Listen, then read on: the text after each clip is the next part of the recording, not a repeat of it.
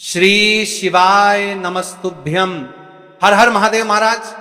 आप सभी लोग जानते हो 1 अक्टूबर 2025 यानी कि बुधवार को इस नवरात्रि की दुर्गा नवमी यानी कि महानवमी पड़ रही और नवरात्रि का 9वां दिन भी है। शारदीय नवरात्रि आश्विन माह की दुर्गा नवमी है और यह सबसे बड़ी तिथि है क्योंकि यह आश्विन माह में पड़ने वाले तिथि है और यह नवरात्रि का सबसे बड़ा दिन है। कान खोलकर सुन लो मेरी जीजी और मेरे जी जाओ, जीवन में कितनी भी समस्या चल रही हो दुर्गा नवमी के दिन कर लेना। ये छोटा सा उपाय हर मनोकामना पूर्ण होगी। देखिए इस तिथि का सबसे बड़ा और विशेष महत्व होता है और इस दिन माता रानी का 9वां दिन भी है। माता रानी आखिरी दिन आपके जीवन में जो भी समस्या चल रही है, महाराज मात्र तुलसी की लकड़ी का दीपक, एक चुटकी हल्दी, नवरात्रि के इस 9वां दिन बुधवार इस उपाय को अवश्य करना चाहिए। देखिए ये आश्विन माह की दुर्गा नवमी है और इस नवरात्रि का 9वां दिन है। आप सभी को पता है ये साल में केवल एक बार ही आती है। इस दिन केवल यदि इस एकमात्र उपाय को कर लेते हैं तो महाराज जो भी हमारे जीवन में जो समस्या चल रही है, धन संपदा में कमी, कार्य में वृद्धि न होना, घर में दुख कष्ट, सारी समस्या समाप्त होती है क्योंकि यह उपाय एकमात्र आश्विन मास की दुर्गा नवमी और विशेषकर नवरात्रि में किया जाता है। पूरा साल निकल गया हो, आपने इस उपाय को आज तक किया ही ना हो तो महाराज विशेषकर मेरी माता बहन नवरात्रि के इस 9वां दिन आश्विन माह की दुर्गा नवमी यानी बुधवार के दिन उपाय को अवश्य कर ले। देखिए आप सभी जानते हो कि बुधवार यदि कोई उपाय है तो वह तुलसी की लकड़ी का दीपक, एक चुटकी हल्दी वाला उपाय है। सबसे बड़ा दिन किस समय करना है यह बात हम आगे करेंगे। तो देखिए ये 1 अक्टूबर बुधवार आश्विन माह की दुर्गा नवमी और नवरात्रि का समय आपको इस उपाय को करना है। मेरी कई सारी माताएं बहनें नवरात्रि में व्रत रखती है और पूजा पाठ करती हैं। उनसे विशेषकर निवेदन है नवरात्रि के पावन पर्व पर एक छोटा सा कार्य रात्रि के समय अवश्य करें। अब देखिए महाराज, यदि आपके घर का कोई भी एक व्यक्ति इस दिन तुलसी की लकड़ी का दीपक, एक चुटकी हल्दी उपाय कर लेता है तो जो भी पूरे घर परिवार में समस्या चल रही है वह सारी समाप्त होती है। भक्तों, शिव महापुराण की कथा में बताया गया है कि आश्विन की दुर्गा नवमी का सबसे बड़ा विशेष महत्व होता है क्योंकि मां दुर्गा हमारे बीच में होती हैं। जैसे कि 1 अक्टूबर नवमी देखिए, नवरात्रि का 9वां दिन और दुर्गा नवमी भी पड़ रही है। यदि हम आश्विन माह में छोटे से छोटा दिन कोई सा भी उपाय करते हैं तो उसका फल तो हमें अवश्य ही मिलता है, लेकिन यदि दुर्गा नवमी पर करें तो उसका फल 100 गुना बढ़ जाता है। और मां दुर्गा विशेष नवरात्रि का 8वां दिन तुलसी की लकड़ी का दीपक, एक चुटकी हल्दी वाला उपाय 1 अक्टूबर बुधवार इस उपाय को अवश्य करें। आप सभी को पता है कि यदि बुधवार के दिन का यदि कोई सा उपाय है तो वह महाराज केवल चावल और हल्दी दीपक वाला उपाय है और ऐसे मौके बार बार नहीं मिलते। देखिए महाराज, यदि हम नवरात्रि के इस विशेष पावन पर्व पर माता रानी के समक्ष और उनके इन विशेष दिनों पर यदि यह हम उपाय करते हैं तो महाराज ये उपाय और विशाल अत्यंत बलशाली हो जाता है तो हमारे जीवन में चल रही कठिनाइयों समाप्त होती है। जैसे कि पितृदोष, काल सर्प दोष, वास्तु दोष, उसी प्रकार से हमें तुलसी की लकड़ी का दीपक, एक चुटकी हल्दी वाला उपाय को करना है। 1 अक्टूबर बुधवार सबसे बड़ा दिन आश्विन माह दुर्गा नवमी और नवरात्रि के 8वां दिन पर करना है। ऐसे मौके बार बार नहीं मिलते, केवल वर्ष में एक बार ये कपड़ीमाम से पचरे बंतारमा में बूढ़ा मोरा इस उपाय को करने का मौका मिलता है। देखिए मेरी कई सारी अन्य माताएं बहनें हैं जिन्होंने इस उपाय को आज तक किया ही ना हो और उन्हें इस उपाय के बारे में पता ही ना हो। तो देखिए आज की इस कथा से हम आपको जो उपाय बता रहे हैं उस उपाय को आपको नवरात्रि के इस 9वां दिन दुर्गा नवमी वाले दिन आपको इस उपाय को अवश्य करना है क्योंकि यह उपाय केवल विशेष तिथि पर और विशेष पावन पर्व पर ही किए जाते हैं। और देखिए यदि इस उपाय को आपका घर का कोई एक व्यक्ति भी कर लेता है तो महाराज जी पूरे घर परिवार में चल रही समस्या साथ में समाप्त होती है। सबसे पहले आपको हम इस उपाय का महत्व बता देते हैं।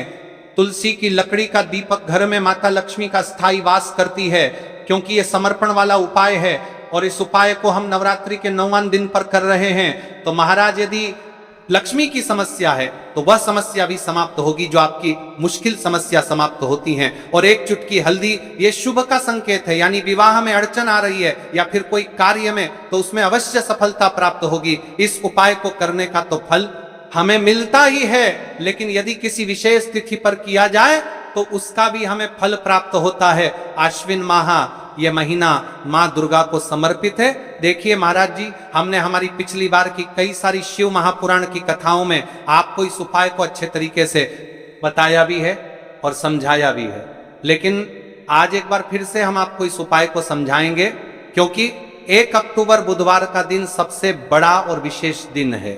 देखिए, यदि आपने इस मात्र तुलसी की लकड़ी का दीपक, एक चुटकी हल्दी वाला उपाय को कर लिया, तो आपको इस उपाय का वह फल मिलेगा जिसकी आपने कभी कल्पना भी ना करी होगी।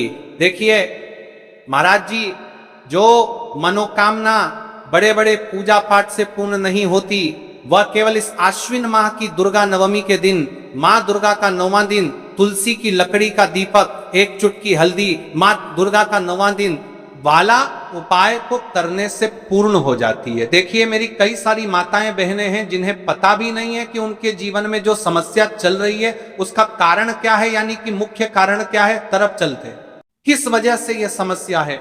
मतलब भाई जीवन में जो अटकने आती हैं, जिनका कारण अक्सर हमें पता ही नहीं चलता। देखिए महाराज, आपके जीवन में जो भी समस्या चल रही है, वह काल सर्प दोष, वास्तु दोष या फिर कोई अन्य समस्या, आपके घर में माता लक्ष्मी का स्थायी वास ना होना, बार बार लड़ाई झगड़ा या फिर विवाद होना, यह सबसे बड़ी समस्या है। तो महाराज, यदि हम माता रानी के इस पावन पर्व पर, इस अश्विन माह में दुर्गा नवमी तिथि के दिन इस उपाय को करते हैं, तो जो भी समस्या चल रही है वह सारी समस्या समाप्त होती है। इस उपाय को आपको किस प्रकार करना है, सामग्री कहाँ से लेनी है, किस समय करना है, कैसे करना है, ठीक है, तो आपको इस कथा के अंतिम तक बने रहना है। देखिए, हम राशि से जुड़ा भाग्य भी बता रहे हैं और भाग्य में चल रही परेशानियों को भी बता रहे हैं। तो यदि आप अपनी राशि से जुड़ा भाग्य जानना चाहते हैं तो अपना नाम और अपनी राशि कमेंट बॉक्स में अवश्य लिखें। तो चलिए भक्तों, अब उपाय की ओर चलिए। महाराज जी, अब चलते हैं उस विशेष उपाय की तरफ जो आपको कल इस विशेष तिथि पर करना है। और इस विशेष पावन पर्व पर हम जिस उपाय की चर्चा करने जा रहे हैं वह अत्यंत ही दुर्लभ और शक्तिशाली है। यह उपाय न केवल भक्त की मनोकामनाओं को पूर्ण करता है, बल्कि उसके जीवन के समस्त कष्टों का निवारण भी करता है। उपाय की सामग्री देखिए महाराज, मात्र तुलसी की लकड़ी से बना दीपक, 11 चावल के दाने और 1 चुटकी हल्दी। यह तीनों वस्तुएं देखने में सामान्य प्रतीत होती हैं, परंतु इनका महत्व और शक्ति अद्भुत है। जब इन्हें सही विधि से सच्चे मन और श्रद्धा के साथ शिव मंदिर में प्रयोग किया जाता है, तब यह उपाय अलौकिक परिणाम प्रदान करता है। तो देखिए, तुलसी की लकड़ी का दीपक, 11 चावल के दाने और 1 चुटकी हल्दी। तो सबसे पहले आपको हम दीपक के बारे में बताते हैं। तुलसी की लकड़ी का दीपक, तुलसी माता का वर्णन शास्त्रों में अत्यंत पवित्र माना गया है। तुलसी के बिना कोई भी पूजन अधूरा है। यद्यपि शिव जी को तुलसी अर्पित नहीं की जाती, परंतु तुलसी की लकड़ी का उपयोग जब दीपक के रूप में किया जाता है तो यह विशेष ऊर्जा उत्पन्न करती है। देखिए महाराज जी, अब हम बात कर लेते हैं सबसे पहले उपाय के बारे में। तो देखिए, तुलसी की लकड़ी का दीपक, 11 चावल के दाने और 1 चुटकी हल्दी। तो सबसे पहले आपको हम दीपक के बारे में बताते हैं। तुलसी की लकड़ी का दीपक, तुलसी माता का वर्णन शास्त्रों में अत्यंत पवित्र माना गया है। तुलसी के बिना कोई भी पूजन अधूरा है। यद्यपि शिव जी को तुलसी अर्पित नहीं की जाती, परंतु तुलसी की लकड़ी का उपयोग जब दीपक के रूप में किया जाता है तो यह विशेष ऊर्जा उत्पन्न करती। यह दीपक भक्त की मनोकामना पूरी करने में सहायक होता है। अब देखिए महाराज जी, 11 चावल के दाने का महत्व जानिए। चावल शुद्धता और समर्पण का प्रतीक है। हर दाना अखंडता और पूर्णता का द्योतक है। जब 11 चावल शिवलिंग पर अर्पित किए जाते हैं तो यह 11 इंद्रियों का नियंत्रण और शुद्धिकरण करता है। मात्र 1 चुटकी हल्दी एक चुटकी हल्दी, हल्दी मां भगवती का प्रिय है और ये आयुर्वेद और पवित्रता का प्रतीक है। शास्त्रों में कहा गया है कि जहां हल्दी का प्रयोग होता है वहां मां लक्ष्मी का वास होता है। इसलिए जब इस हल्दी का प्रयोग शिव मंदिर में किया जाता है तो यह शिव शक्ति और लक्ष्मी दोनों की कृपा प्रदान करता है। कई सारे लोग प्रश्न करेंगे कि महाराज जी ना ही शिव जी को तुलसी समर्पित कर सकते हैं और ना ही इस उपाय को किया जाता है। तो देखिए, इस उपाय को आपको शिव मंदिर की चौखट पर करना है। ये जो दीपक हम प्रज्वलित करेंगे ये शिव मंदिर की चौखट पर करेंगे। तुलसी का संबंध आध्यात्मिक शांति, मानसिक स्थिरता और रोग नाश से है। जब तुलसी की लकड़ी का दीपक जलता है तो घर या मंदिर के आसपास की नकारात्मकता तुरंत दूर हो जाती है। तो देखिए महाराज जी, आपको इस तुलसी की लकड़ी के दीपक के बारे में हम आपको सबसे पहले बताते हैं। हालांकि आपके तीनों उपाय को साथ में ही करना है, लेकिन सबसे पहले और प्रथम तुलसी की लकड़ी का दीपक तो देखिए।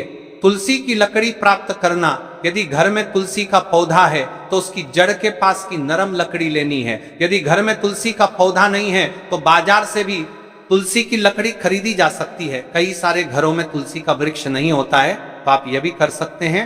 ध्यान रहे, यदि आप किसी और के घर से ले रहे हैं तो उसे दक्षिणा अवश्य दें। बिना दक्षिणा के तुलसी लेना अशुभ माना जाता है। लकड़ी को तैयार करना, तुलसी की लकड़ी को छोटे टुकड़े में काटकर उसकी बत्ती बनानी है। उस बत्ती पर कपास रुई लपेटना है ताकि वह दीपक में ठीक से जल सके। अब यहां पर महाराज जी, कई सारे लोग प्रश्न करते हैं कि दीपक हमें आटे का लेना है या फिर हमें दीपक मिट्टी का लेना है। तो देखिए, आपको मिट्टी का दीपक का प्रयोग करना है क्योंकि हम तुलसी के लकड़ी के दीपक वाला उपाय कर रहे हैं। ठीक है, दीपक केवल मिट्टी का होना चाहिए। पीतल, कांच से या किसी और धातु का दीपक इस उपाय में उपयोग नहीं करना। मिट्टी का दीपक धरती तत्व का प्रतिनिधित्व करता है और यह शिव पूजन में सबसे उत्तम माना जाता है। अब देखिए महाराज जी, हमें तेल का किस प्रकार प्रयोग करना है। तो देखिए, तेल का प्रयोग इस दीपक में तिल का तेल या घी का प्रयोग करें। तिल का तेल पापों का नाश करता है और घी समृद्धि व शांति का वास कराता है। अब कई सारे लोग प्रश्न करते हैं कि महाराज जी, आपने हमें यह तो बताया ही नहीं कि कितने दीपक का उपाय करना है, आखिर दीपक कितने बने हैं। तो देखिए, कितने दीपक जलाने चाहिए। यदि समस्या बहुत बड़ी है, जीवन में गहरा संकट है, तो 5 दीपक जलाने चाहिए। यदि सामान्य कामना है तो 1 दीपक भी पर्याप्त है। हर दीपक जलाते समय यह भावना रखें कि हे भोलेनाथ, यह दीपक मेरी अंधकारमय जीवन राह को प्रकाशमय करे। जेके महाराज जी, तुलसी के लकड़ी के दीपक वाला उपाय है, यह कोई साधारण उपाय नहीं है। तो आपको क्या क्या सावधानी बरतनी है। दीपक को शिवलिंग पर प्रत्यक्ष रूप से न रखें, इसे मंदिर की चौखट पर या बनाए गए स्वस्तिक पर रखें। दीपक जलाते समय मन में शुद्ध भाव होना चाहिए। दीपक बुझने के बाद उसकी राख को पवित्र स्थान पर ही विसर्जित करें। महाराज जी, जैसे ही तुलसी की लकड़ी का दीपक जलता है वैसे ही साधक को एक अलग ही शांति का अनुभव होता है। मन का तनाव समाप्त होता है। आंखें बंद करके जब दीपक की लौ के सामने बैठते हैं तो लगता है कि यह लौ सीधे आत्मा से संवाद कर रही है। लौ मानो भगवान शिव के आशीर्वाद का प्रतीक बन जाती है। अब देखिए महाराज जी, हम बात कर लेते हैं 11 चावल के दाने वाले उपाय के बारे में। ठीक है, 11 चावल का धार्मिक महत्व। महाराज जी, चावल अन्न केवल भोजन का साधन नहीं है, बल्कि इसे पूर्णता, शुद्धता और अखंडता का प्रतीक माना गया है। वेदों और पुराणों में अन्न को अन्न देवता कहा गया है। अन्नम ब्रह्मेति व्यजानात, यह उपनिषद का कथन है, अर्थात अन्न स्वयं ब्रह्म है। इसलिए जब भक्त शिव जी को चावल अर्पित करता है, वह केवल एक दाना नहीं चढ़ाता बल्कि अपनी आत्मा और जीवन का समर्पण करता है। अब सबसे महत्वपूर्ण प्रश्न उठता है कि एक चावल ही क्यों शास्त्रों में कहा गया है कि मनुष्य के शरीर में 11 इंद्रियां होती हैं। जब भक्त 111 चावल के दाने शिव जी को अर्पित करता है तो वह अपनी 11 इंद्रियों को भगवान को समर्पित करता है। यह समर्पण साधक के भीतर शुद्धि और संयम लाता है। अब देखिए महाराज जी, चावला के दाने कहाँ से लेने हैं, कैसे लेने हैं, इस बात पर चर्चा कर लेते हैं, क्योंकि कई सारे लोगों को मन में यह भी प्रश्न रहता है। घर में रखे चावल का प्रयोग किया जा सकता है, चाहो तो दुकान से भी ले सकते हो। ध्यान रहे, चावल अखंड और शुद्ध होने चाहिए। टूटे हुए दाने अशुभ माने जाते हैं। 11 दानों को अलग करके एक छोटे डिब्बे या पुड़िया में सुरक्षित रखना है। चावल अर्पण की विधि। अब सुनिए महाराज जी, 11 चावल के दानों का प्रयोग कैसे करना है। अब देखिए महाराज जी, जैसे ही आपके चावल के दाने आप एक पुड़िया में रख लेते हैं, अब आपको शिव मंदिर में जाकर के इस उपाय को करना है। तो देखिए, आप एकदम स्वच्छ जल से नाहट होकर के शिव मंदिर पहुंचे और को इस उपाय को करना है। तो देखिए, कई सारी मेरी अन्य माताएं बहनें रहती हैं जो शिव मंदिर में जाती से ही दूसरी अन्य माता बहनों से सामग्री मांगने लगते हैं, जैसे कि ओ जीजी अपने बेलपत्र लाए हो क्या, एक दिन आज मैं लाना भूल गई, वह जीजी थोड़े से फूल दे दो। तो देखिए, आपको शिव मंदिर में जाकर के यह नहीं करना है, आप सिर्फ अपनी सामग्री से उपाय कीजिए और घर आ जाइए। ठीक है, जब मंदिर जाए सबसे पहले शिवलिंग पर गंगा जल या शुद्ध जल चढ़ाए, AUM नमः शिवाय का जप करते हुए शिवलिंग का ध्यान करें। अब सबसे पहले एक चावल का दाना गणेश जी के स्थान पर अर्पित करें, क्योंकि गणेश जी बिना हर कार्य अधूरा है।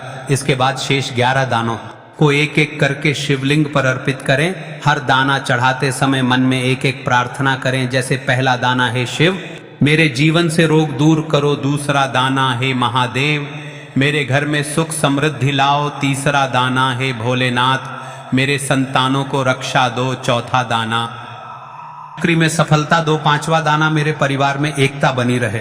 इसी तरह हर दाने पर अपनी मनोकामना रखनी है, भावनाओं की शक्ति। राज जी, यह ध्यान रखना बहुत जरूरी है कि चावल अर्पण करते समय मन शुद्ध होना चाहिए। अगर चावल चढ़ाते समय मन में संदेह होगा तो उपाय फल नहीं देगा, लेकिन यदि दानों को अर्पित करते समय हृदय से प्रार्थना होगी तो भगवान शिव तुरंत सुनेंगे। चावल का आध्यात्मिक प्रभाव, चावल का रंग सफेद है, यह शांति और पवित्रता का प्रतीक है। जब सफेद चावल शिवलिंग पर चढ़ाए जाते हैं तो यह साधक के जीवन से अज्ञान और अशांति को मिटाकर ज्ञान और सुख प्रदान करता है। 11 दाने सामूहिक रूप से पूर्णता का भाव लाते हैं।